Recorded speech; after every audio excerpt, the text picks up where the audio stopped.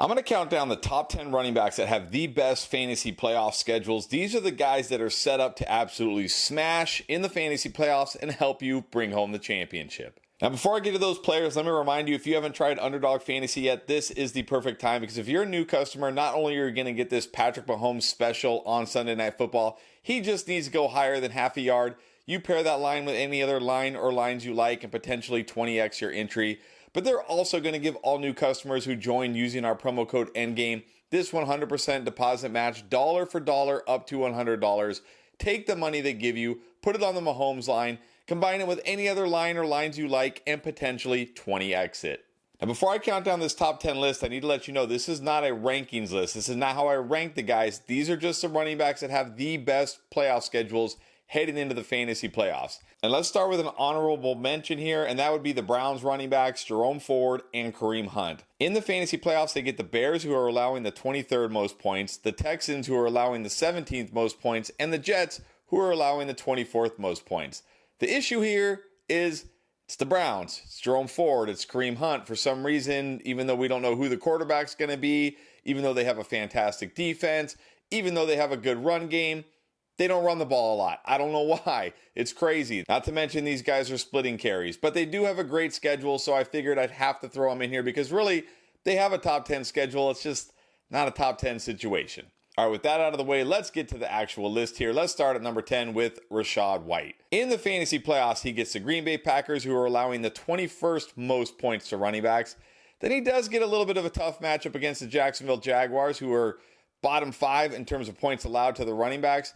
Then he does get the Saints in week 17, who haven't looked good lately against the run. That should be a good spot. We know Rachaad White's a workhorse here, catching a ton of passes. He's been great all year. He should continue that in the playoffs. Coming in at number 9 is Kansas City Chiefs running back Isaiah Pacheco. In the fantasy playoffs, he's going to start with the Patriots, who are kind of middle of the pack, 15th against the run. Then he gets the Raiders. That is a great spot. They're allowing the 28th most points to running backs. And then the Bengals allowing the 19th most points. Pacheco, one of these guys, we know he's in a great offense. He gets the bulk of the carries. He could score, but he doesn't catch a ton of passes. And this is a pass-heavy offense, so he doesn't have the biggest ceiling. But still, if you have Isaiah Pacheco rolling into your playoffs, you're feeling pretty good. Coming in at number 8 is the King, Derrick Henry. Is he going to finally get rolling here down the stretch and help teams the way they hoped he would help them, when they drafted him in the second round this year? We'll see, but he does have a pretty good playoff schedule. He gets Houston in both weeks 15 and week 17. Now, Houston isn't the sieve, terrible run defense from the past. They're allowing the 17th most points to running backs, but still not a matchup you should be scared of. But in between that, he gets the Seahawks, who have suddenly become one of the worst against the run, allowing the 27th most points to running backs. We know he typically does well against Houston. That Seattle matchup shouldn't scare you.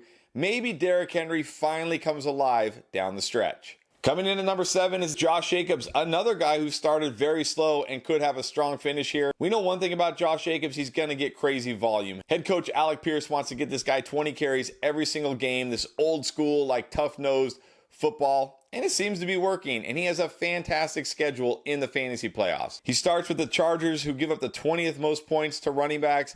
Then the Colts, I've talked about them multiple times, the 26th most points to running backs, not very good. If there is a downside here, it's that he gets the Chiefs in week 17. They're much better against the pass than the run. Not to mention, he just ripped off a 60-yard touchdown against that defense.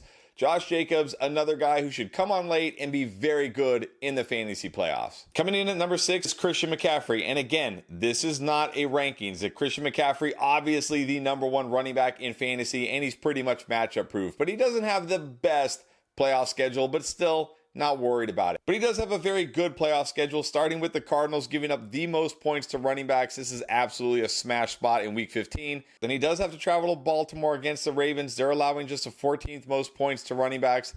But then he finishes with another great matchup against the Commanders, allowing the 25th most points to running backs. Christian McCaffrey is matchup proof. He's going to smash in the fantasy playoffs. He's been smashing all year. No need to worry about anything with Christian McCaffrey.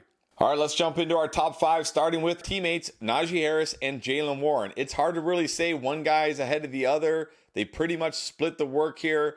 You can make arguments that there's times where Najee Harris has looked better and there's times where Jaylen Warren has looked better, but they both get fantastic matchups in the fantasy playoffs. both of these guys are probably going to be very good when it matters most. They start with the Indianapolis Colts, who are allowing the 26 most points to running backs. Then they get that Bengals matchup. I talked about it. Not very good against the run. 19th most points to running backs. And then that same Seattle matchup that Derrick Henry gets 27th most points to running backs. None of those defenses should scare you whatsoever. Both of these guys look like solid running backs in the fantasy playoffs that can help you win. The fourth best playoff schedule of any running back. Ramondre Stevenson of the Patriots had a very slow start to the season, looked like one of the biggest busts, but over the second half here, he's been very good, and that should continue all the way through the rest of the season, including the fantasy playoffs. He starts with the Kansas City Chiefs. Not the best spot here. They're giving up the 12th most points to running backs, but they're much better against the pass than the run. But then he gets the Denver Broncos, who are allowing the second most points to running backs behind only the Arizona Cardinals.